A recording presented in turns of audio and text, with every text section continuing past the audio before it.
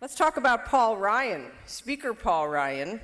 Certainly a familiar name, familiar face, and you know the basic story. Wisconsin native, altar boy, worked for a construction company founded by his grandfather, entered Republican politics, meteoric rise in Washington, vice presidential candidate, chairman of the House, of the Budget Committee, chairman of the House Ways and Means Committee. I mean, most young congressmen would be content to just handle means or ways. Paul Ryan does both. And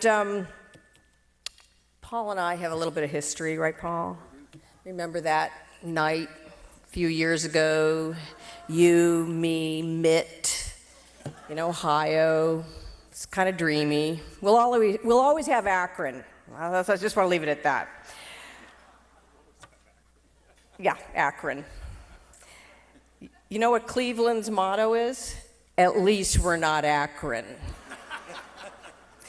But beyond all the Washington turmoil, Paul is a public servant who works tirelessly to create opportunities and improve life for all Americans, and that's why the work of the Alfred E. Smith Memorial Foundation resonates with him so strongly.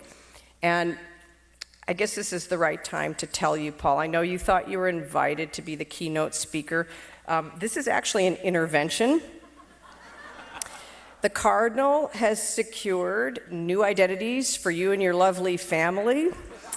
We have a nice place in North Dakota where no one in Washington can find you. So right after the dinner, we're going to whisk you away. You don't have to deal with that anymore. But before we do, we'd love to hear some words from you. So please welcome Representative Paul Ryan.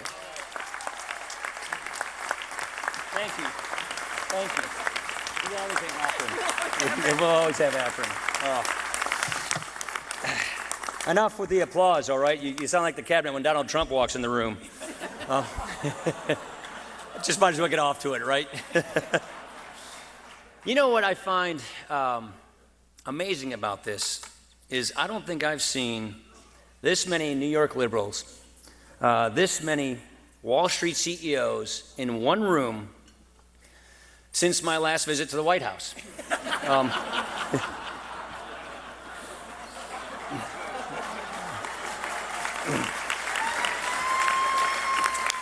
First off, I just want to say good evening. Cardinal Dolan, Your Eminence, he and I go back a long way. He was our bishop in Milwaukee, so we have a great past, and we in Wisconsin, like you, adore Cardinal Timothy Dolan. We just do.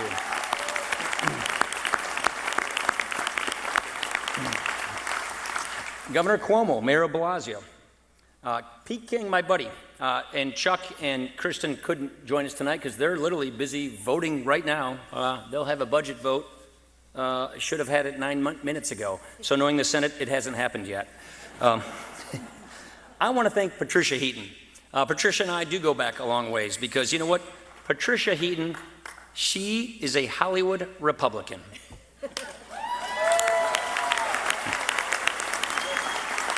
A Hollywood Republican. That is an oxymoron, which clearly was the word that Rex Tillerson was searching for.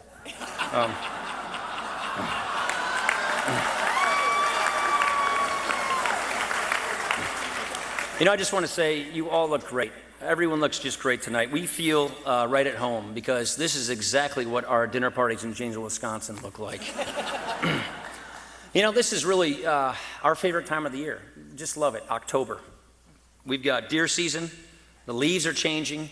The beaches are empty, or as Chris Christie calls them, perfect. Now, I want to promise you, though, because I've heard a few stories about how the dinner went last year. So just, I want to put your minds at ease. You can relax about my remarks. I know last year that Donald Trump offended some people. I know his comments, according to critics, went too far. Some said it was unbecoming of a public figure, and they said that his comments were offensive. Well, thank God he's learned his lesson.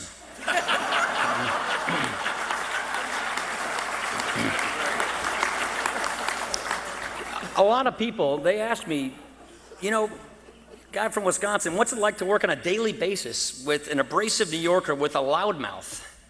But once you get to know him, Chuck Schumer's not all that bad.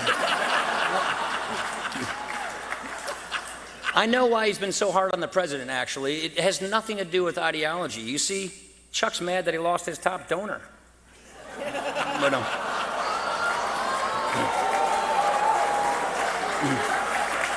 look, Chuck is 66 years old, which makes him part of the Democratic leadership youth movement. Now, he's not even here, so I feel like I need to apologize probably for that last joke. At one point, I did want to repeal and replace it, but I couldn't get that through the Senate. So when you take a look at where we are this year, just think about it for a second. Think about all that has happened since the last Al Smith dinner. It's been almost a year ago that on November the 8th, countless shocked Americans broke into tears over the election results. But enough about the press. The truth is, the press absolutely misunderstands and never records the big accomplishments of the White House. Look at all the new jobs that the president has created, just among the White House staff. And when you read the papers tomorrow, everyone's going to report this thing differently. Breitbart's going to lead with, Ryan slams the president amongst liberal elites.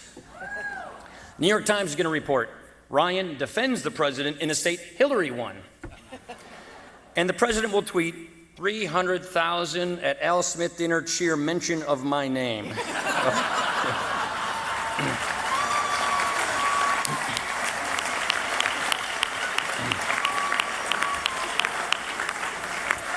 Look, you're probably looking at this. I've seen that guy on TV before. I kind of know who he is. But a lot of you don't know me. So let me just give you some basic background facts. Let's call it my top 10 facts. And they all must be true because you can find them on the internet. Fact number one, like you've heard, I'm from Wisconsin. Wisconsin is a fantastic place to visit in the fall. Looking back, someone probably should have told Hillary Clinton that fact.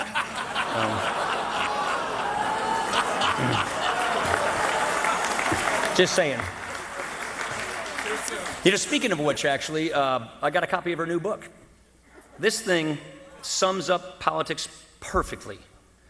She took 8 months, writing 10 hours a day, to explain what happened in 512 pages. The president explained it in a tweet. Hashtag I won. Fact number two. We have primaries in the Republican Party these days. My primary opponent in 2016 was endorsed by Sarah Palin. I'm really not that mad about it because Sarah and I actually have a lot in common. We both lost for vice president. We both debated Joe Biden. And given the current investigations, I too can see Russia from the House.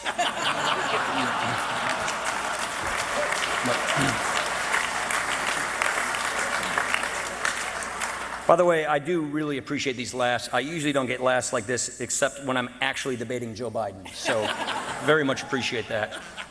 Fact number three. All the experts, the pollsters, they all say your popularity has gone down because of my relationship with Donald Trump. Some people disapprove of the way I defend the president. Others say I don't defend him enough. Fortunately, the media understands all of this, and they choose to ask me only questions on policy and issues. Fact number four, and John gave you a little sneak preview, let the cat out of the bag on this. It's true. I once drove the Oscar Mayer Wienermobile, which basically meant that people were constantly laughing at me. It was perfect preparation for being in Congress. You know what we call the Wienermobile in Wisconsin? A chick magnet. But, it is. Fact number five. I am a proud member of this church. The Catholic Church actually has a lot in common.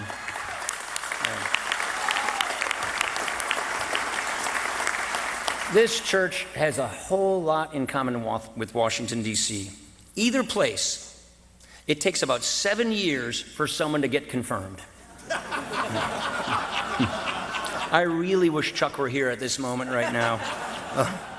The only basic difference between a Catholic Mass and a filibuster is that one ends with a sip of wine and the other ends with an entire bottle.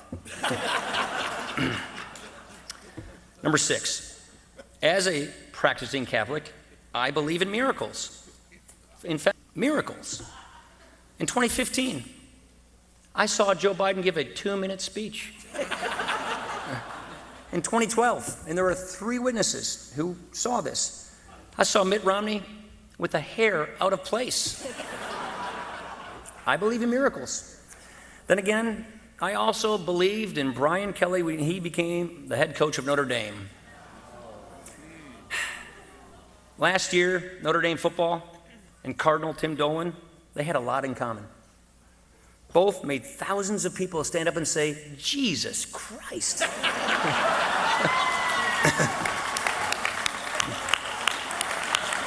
Go Irish. You know, fact number 7. When people ask me if I believe everything I see on Facebook, I answer, niet. Here's one that's kind of interesting, fact number 8. The fact that you learn when you're speaker, I am now second in line of succession since Steve Bannon has resigned. Very cool, very close. Fact number 9. Every morning, I wake up in my office and I scroll Twitter to see which tweets that I'll have to pretend that I did not see later on. Fact number 10, every afternoon, former Speaker John Boehner calls me up, not to give advice, just to laugh.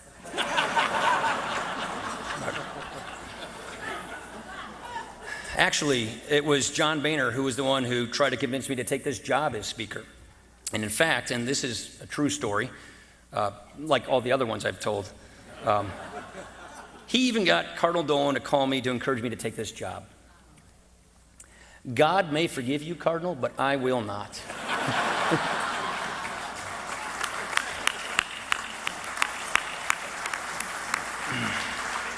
Talk about pulling the ultimate Catholic guilt card. You may remember this. It got a lot of press at the time, but John retired after he got the Pope to take an official visit and to address Congress. It was a really special moment for all of us in Congress as Catholics, but it was a very special moment for John Boehner. We all know how emotional he gets, and he decided basically right then and there to hang it up. So, Cardinal Dolan, my friend, Tim, I need you to hurry up and become the Pope so I can invite you to Congress and I can get the hell out of there. So please, work on that. Actually, we have some other things in common. In November, a few years ago, Cardinal Dolan himself ran for office in the 2007 United States Conference of Catholic Bishops, but he lost for vice president. So, Cardinal, join the club. It was last January, January 20th. Cardinal Dolan gave the benediction at President Trump's inaugural. He recited a prayer from the Book of Wisdom. It's a book that no one in Washington is familiar with. Actually, there was just this one kind of awkward moment when the Cardinal talked about the infallible, almighty, supreme being. The president stood up and took a bow. Both presidents, actually. Truth is, no one's infallible. We all make mistakes. We all learn. I personally have learned so much in Congress. For example, I learned that tweeting after midnight is a really bad idea. Whether you're President Trump or especially Anthony Weiner.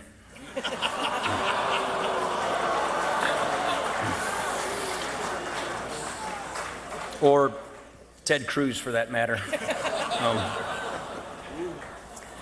You know, at one point, the president actually insulted me. I know that sounds kind of surprising. He described me as a Boy Scout who's boring to talk to. It didn't hurt my feelings. What hurt my feelings was when my wife agreed with him.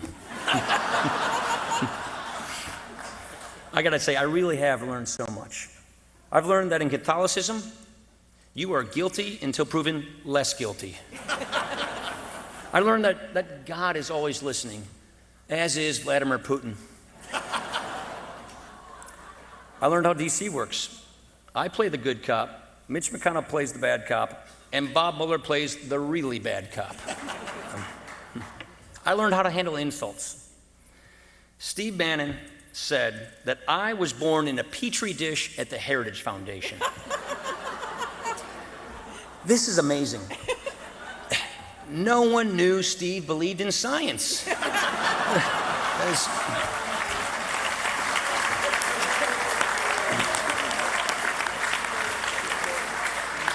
And most important thing I've learned of all, I am learning that becoming Speaker of the House is a stepping stone to becoming ex-Speaker of the House. But just because I am Speaker, you did not have to invite me, and I'm honored that you did. And that is because this is really a magnificent event. People, Republicans and Democrats, citizens and Catholics have watched this dinner on TV for years. We need an event like this more now than ever. It's an opportunity for us to come together in support of a truly righteous mission, to bring hope to the neediest children in the Archdiocese of New York. You know, earlier today, Cardinal Dolan brought me over to the Foundling, where they're doing just incredible work to help underserved families rebuild their lives, to reclaim a greater sense of dignity and hope. We can achieve so much, and we can achieve so much when we tackle poverty eye to eye, soul to soul, person to person. As Catholics, we call this solidarity and subsidiarity. And we're not yet through the worst hurricane season, so we need to be thinking about other citizens who live beyond these boroughs. It's the worst hurricane season in recent memory. An inferno has blackened the homes and hillsides across Northern California. Dozens of people are still hospitalized after the massacre in Las Vegas. So much has been taken. I think back a few weeks ago, I went down to Houston, and I was on my way to a shelter. The sun was barely up. It was the crack of dawn. And it was already as humid as can be. And you could almost feel the exhaustion in the air. But we get there, and I got to tell you, this shelter was alive. It was full of life and hope and prayer. 38 counties in Texas, people just out of their homes. And there were volunteers from seemingly everywhere. People from the South, people from the Midwest, people from the Northeast. People were telling me how they just felt that they had to be there, that they didn't care how long it took. They would stay and do whatever was needed. They just got up and came. It was truly something. So yes, much has been taken, but not our spirit, not our nation's resilience, not our faith. So in these moments, when people are suddenly isolated and separated from everything they know, it is those unspoken bonds between us. It is that common humanity which brings us together and lifts us up. A lot of people are hurting tonight. Please keep them in your prayers. May they, in the fullness of time, find comfort and renewal. Thank you for having me. God bless you and your families, this archdiocese, and God bless the United States of America. Thank you. Thank you. All right. Thank you.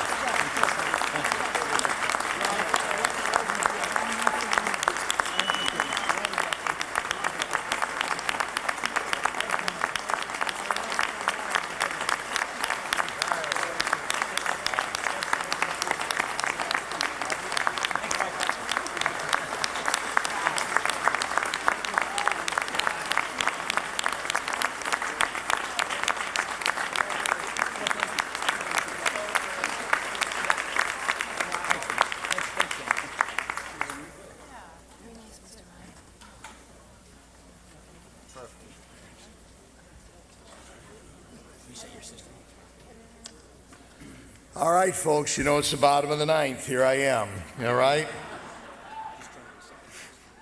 For close to 3/4 of a century, this celebrated evening has been one of joy, civility, most of the time, unity, patriotism, friendship, grateful memories, and charity. You know what? Those are all virtues. And this event is really all about virtue. The virtue of a wonderful politician named Alfred E. Smith, whose service to God, this state, this city, this one nation under God, was legendary. The happy warrior who stopped smiling only for a few moments when confronted with rejection and bigotry because of his own ethnic background and deep Catholic faith when he ran for president. The virtue of John Castle, who this evening received the award named after that happy warrior. The virtue of Patty Heaton, our MC this evening, whose joy and commitment to God and country is so luminously radiant. Thank you, Patty.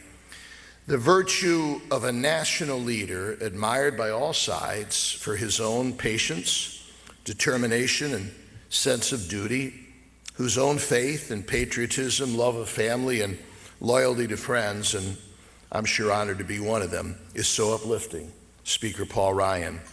The virtue of the Alfred E. Smith Board, led by Mary Erdos, a board whose devotion makes this foundation hum so effectively. The virtue of an abundance of civic and political, business, philanthropic, and communications leaders, and of all of you folks whose generosity has made this the most successful non-presidential campaign year ever, bringing us close to $3.5 million for direct service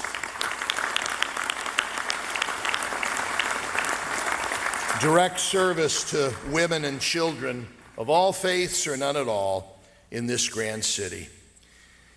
And right now, everybody, we summon the virtues of humility and gratitude as I thank all of you and as we all praise our God from whom all blessings flow. So good night and God bless and safe home. Thank you. Patricia, you were great.